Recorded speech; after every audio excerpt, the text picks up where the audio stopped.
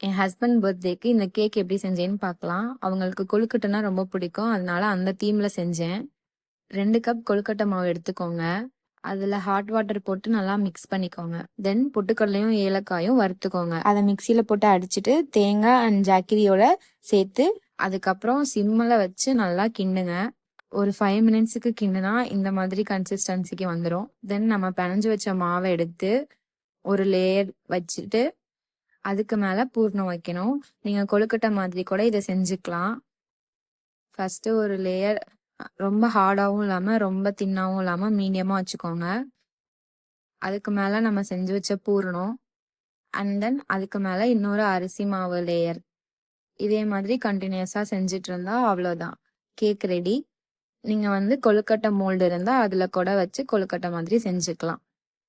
உங்களுக்கு உப்பு வேணும்னா கொஞ்சம் மாவு பிசையும் போது சேர்த்து போட்டுக்கலாம். மாவு சப்பாத்தி மாவு மாதிரி பிணைஞ்சுக்கோங்க. ஃபர்ஸ்ட் செய்யும் போது டவுட்டா தான் செஞ்சுட்டு இருந்தேன் வருமோன்னு. எப்படியோ ஓரளவுக்கு வந்துருச்சு. நான் ஒரு 3 லேயருக்கு செஞ்சேன்.